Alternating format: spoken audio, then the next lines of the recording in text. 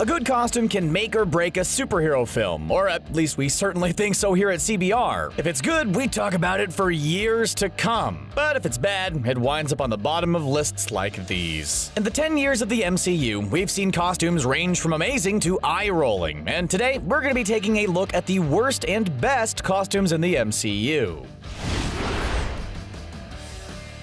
The best thing that can be said about Quicksilver's costume in Avengers Age of Ultron is that thankfully we never have to see it again. It's like the character was getting ready to take one of those trips to the gym where he wasn't expecting to see anybody he knew, so he just threw on some nondescript athletic gear without a second thought, and then was thrust into a situation where he had to stop a small city from cratering into the planet. His costume is even more disappointing when you peek at Fox's X-Men version of Quicksilver and bask in his far superior costume and aesthetic. Let's put it this way. Nobody wants to be this version of Quicksilver for Halloween. Sure, Captain America has some awesome costumes in the MCU, but the duds he sports in the first Avengers movie are almost laughably bad. Before he became a human popsicle, Cap was battle-ready with his rugged World War II costume and must have been disappointed when he saw how lame his suit was in the present day. He probably didn't say anything because he didn't know how to make proper fashion choices after 70 years on ice. 3 words: ditch the helmet. If anyone's to blame, it's Agent Coulson, who said he had design input on Cap's costume in the first movie. Is it just a coincidence that Captain America's suits got much better after Coulson's presumed demise? We don't think so. Vision is what you get when you try to faithfully adapt a comic book costume that deserved a brand new imagining for the big screen. You can never say Vision doesn't look the part, as he looks almost exactly as he does in the comics. But where his comic book suit is a rich mix of vibrant green, yellow, and red that pops off the page, the MCU's version of Vision is severely lacking anything memorable. His colors are dull and faded, while his maroon face looks like someone left a sad Paul Bettany out in the sun for a little bit too long. It's crazy to believe that he almost looks cooler after Thanos rips the Mind Stone out of his forehead. Iron Man's suits have always been recognizable by their red and gold color schemes. Tony's made a few variations here and there, but it's that classic look that has made his suits as iconic as they are today, which is why it's so baffling to see his suit choice in Spider-Man: Homecoming. The Mark 47 is by far the worst Iron Man suit he's worn in the MCU, mainly because it just doesn't look finished. His middle torso is completely silver, and instead of that looking cool, it looks like Happy Hogan didn't have time to finish his paint job. Silver Tummy isn't in Homecoming very much, and for once, we're actually grateful for a lack of Iron Man in a movie. A common criticism of most Marvel origin films is having the hero fight a villain with their exact same skill set. Ant-Man falls under this category with him facing the villainous Yellow Jacket, but it's hard to be too mad at it when Yellow Jacket has an interesting costume. It's nowhere near the best villain suit in the MCU, but we appreciate how the aesthetic both matches and counters the hero's costume. The yellow and black looks cool, and the helmet is pretty menacing on the big screen. Plus, the suit also comes with 4 additional tentacle spikes attached to his back, and everybody knows the more tentacle spikes you have, the more awesome you look. When you're a world-class assassin and super spy, you probably want a costume that doesn't draw too much attention to yourself. You wouldn't want a big fluttering cape or an eye-popping color scheme, but rather something sleek and nondescript to help get the job done. Black Widow is the MCU's staple secret agent, and her costumes throughout the series have never been super flashy. The best of the bunch comes from Captain America: The Winter Soldier, in which she still wears her standard black suit, but with a few extra features. The simplistic look of her suit allows her signature gauntlets and belt buckle to be better accentuated, something that really makes her look like the world's most fashionable yet deadly super spy. Let's be honest, the only reason Star-Lord's outfit is ranked so low is because the wannabe space outlaw probably never washes that jacket. $5 says it was originally a different color. Weird-smelling space jackets aside, Star-Lord's biggest costume distinction is his retractable mask that lets him breathe in space and kind of makes him look like a nightmare version of Ant-Man if you squint really hard. But without the jacket and the mask, what are you left with? A sarcastic Chris Pratt wielding space guns. So take that as you will. On the bright side, Star-Lord's definitely the best dressed out of all the Guardians of the Galaxy. No contest. Sorry, Drax, being half naked doesn't count. Let's get one thing out of the way. We're not saying Killmonger doesn't have style. His jean jacket museum getup had flair unlike any MCU villain we'd seen before, and his normal everyday costume was the perfect mix of tactical, memorable, and awesome. Which is why his actual Black Panther armor was a bit of a letdown. We understand that they had to find a way to differentiate between the two Black Panther armors, but the gold necklace with the gold tint made him look like a bedazzled kitty cat. This is a good instance of MCU's problem of having their hero fight a villain with a similar skill set, and seeing how cool Killmonger looked pre-armor, it's a shame this costume wasn't better. We can't really blame Scarlet Witch for not having much of a costume in Avengers Age of Ultron. She wasn't exactly trying to stand out and become a hero when picking out her clothes, but still, we can't help but be disappointed in Scarlet Witch's feature film debut, especially when her comic book counterpart's costume is oftentimes quite radical. We were never going to get a live-action version of her signature headdress, and the extravagant cape doesn't work with her character, but we were hoping for something a little better than what we got. This version of Scarlet Witch looks less like a person with powers and more like a teen staying out past curfew for the very first time. Hawkeye was the most criminally underused element in the first Avengers film, so it made sense his original costume was bland and forgettable. Fast forward to the Captain America Civil War version of Hawkeye, and we finally get a comic book accurate shade of purple. He even rocks the one sleeve look for some reason. Maybe he needs zero resistance on his bow drawing arm. Maybe it makes him aim better. Or maybe Jeremy Renner has just been putting a lot of time into the gym and wanted to show off a little bit of muscle. Either way, it makes his costume stand out just a bit more, which is important when people easily forget about you between movies. Loki set a high bar when it came to villains in the MCU, and it has to be a high bar because just look at those ridiculous horns on top of the God of Mischief's head. If he had to set a low bar, he wouldn't have been able to walk under it. The rest of Loki's costume is a great mixture of Asgardian style and classic supervillain flair. The only thing that really stands out as odd is the gigantic horns on top of his head when he chooses to wear his helmet. Whenever he dons that presumably heavy crown, he immediately becomes the target of every hunter in a 3-mile radius because he looks like a majestic deer caught in some headlights. Sure, Ant-Man's costume in Ant-Man and the Wasp makes a grave mistake in covering up Paul Rudd's seemingly ageless face, but we think it's worth it for this end result. Somehow, Ant-Man's costume is equal parts cool and dorky, a style that's totally befitting the MCU's quirkiest hero. His armor is the right shade of red, something Vision and Star-Lord have proven is more difficult than previously imagined, and if you look closely, you can actually make out an ant's head in the design of his armor. That is an attention to detail that really stands out. His helmet also has the cool feature of letting us see our hero's eyes, a tiny element that sets Ant-Man apart from the other helmet wearers in the MCU.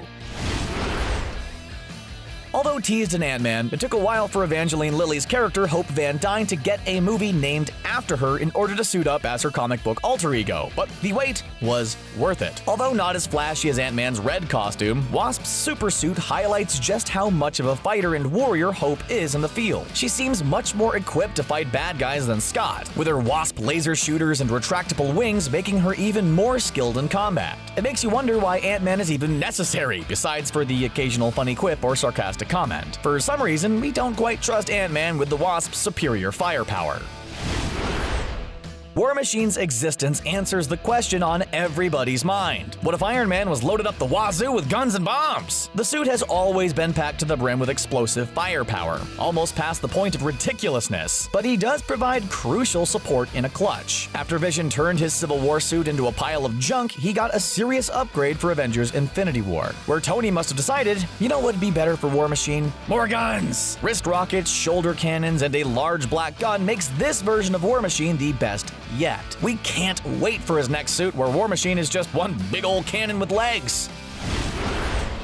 The biggest threat in the universe needs a menacing costume, and after years of build-up with a few false starts in Avengers and Guardians of the Galaxy, Thanos finally made his presence known in Avengers Infinity War, and the Mad Titan did not disappoint. Whether it's his all-gold armor or his business casual look, Thanos' costume was impressive in a lot of different ways. Given how strong Thanos is, after all he did turn Hulk into his personal punching bag without breaking a sweat, his armor seems entirely decorative. With his body heavily armored and his arms left exposed, you can imagine Thanos told his armor maker, please leave a gauntlet-sized gap on my arms. I got plans for the future, and he was certainly right.